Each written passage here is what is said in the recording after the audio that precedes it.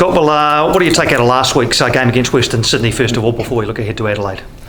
I think it's a decent point. I think obviously with the break coming, I think it's always important that first game back you don't lose. I think we felt good in the game. We felt really strong. We thought we played really well, especially in the first half. Obviously got the goal and then just couldn't quite hang on. Got done by a set piece again, which unfortunately has been happening a bit this season. But yeah, we take the positives out of it and we move forward. Like I said, it was important we didn't lose, and there's loads of positives we can take from that game. When you concede from set pieces, is it something that you then consciously work on in the next week, or do you just say, well, actually, that's happened, we move on? I think it's a bit of both. If it's becoming a bit of a trend or a theme, then we'll look to address it, obviously. And we have done that at parts of the season. Even before the season, we want to be strong at set plays, but we've had some fours and unfortunately some against so far this year. But I think on that particular one, it was a really good ball. It didn't touch anyone, and that's what you would ideally, if you were attacking, that's what you'd say. If you're putting it in, aim for the far post, and if no one gets a touch on it, it should go in. Unfortunately, that's gone against us, and you just felt like a little bit that's been a bit of the story of the season. We've played well in all games, I believe, probably apart from Newcastle away. And maybe Adelaide at home, that was a different game, the first game of the season, but I felt like we've been sucker punched in key moments of the game. And hopefully that'll turn. That sometimes that can happen in seasons in football, and hopefully we can start to turn that round now after the break. Overall, defensively, I mean, you've been the cornerstone of the defence for the first 7 games. How do you feel the side is going defensively? Like I just said, I feel like we've actually been quite good. Listen, the stats won't back that up and won't show that. Listen, we haven't kept a clean sheet yet, so that's something we want to get to. We want to start conceding less goals, but like I said, I feel like we've just been punished in key moments. We haven't had loads to do. When I think back to last year, we were under the pump for large periods in games last season. I feel like we've been in a lot more control in games, and like I said earlier, I felt like we've been punished in key moments, and like that can happen sometimes, and that's just football. We might play a lot worse or defensively a lot worse in games and keep clean sheets because the keeper might make a great save or they might miss chances. That's just how it happens. But yeah, I think it's been okay to a point, but we need to start really keeping clean sheets. In Adelaide, of course, second time you played them this season, first game of the season, very late goal, got them a point. You feel you match up pretty well against Adelaide though?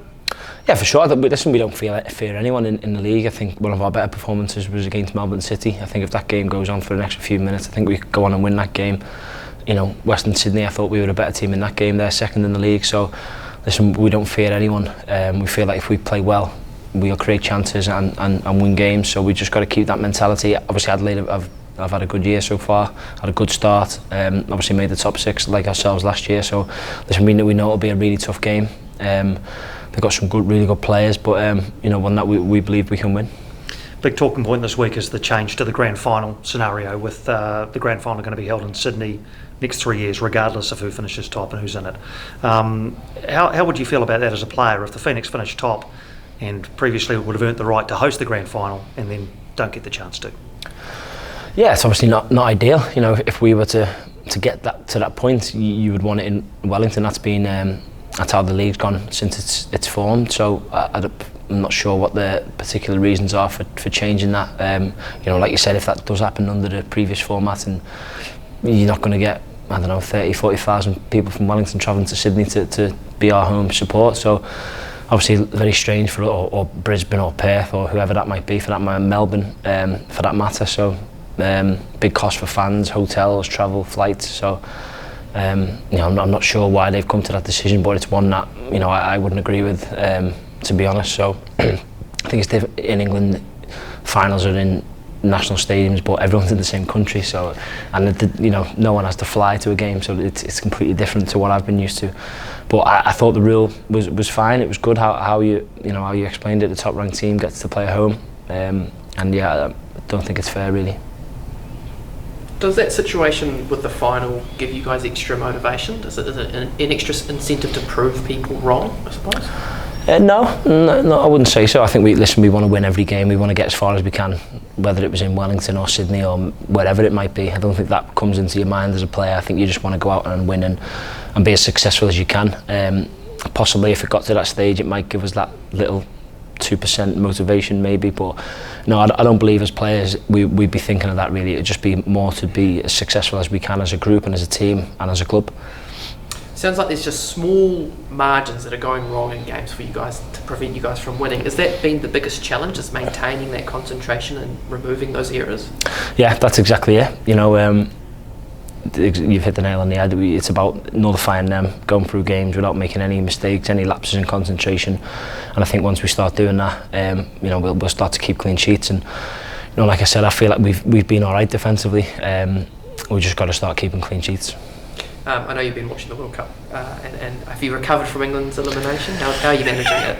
Yeah, very disappointing really. I felt like this was a really good chance for England. I felt like we had a really good team, some really class emerging young players, some real quality. We had legs, goal scorer Harry Kane.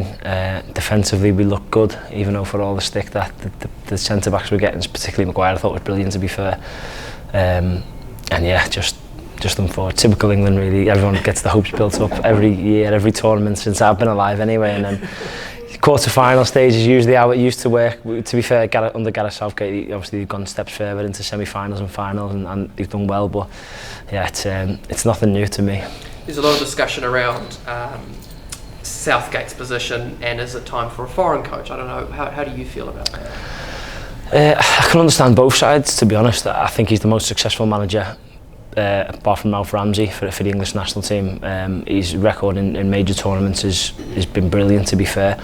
But I think with this generation of players now, I can understand the discontent from certain supporters and fans in England for why he doesn't go for games, and he is a bit cautious and he is pragmatic, but if that gets you results like it has done with him, then so be it. I think the big concern would be, or not concern, but the biggest frustration is we had Croatia. Listen, they're a good team, but if you're in a World Cup semi-final and that's a hell of a chance to get to the final in the previous tournament.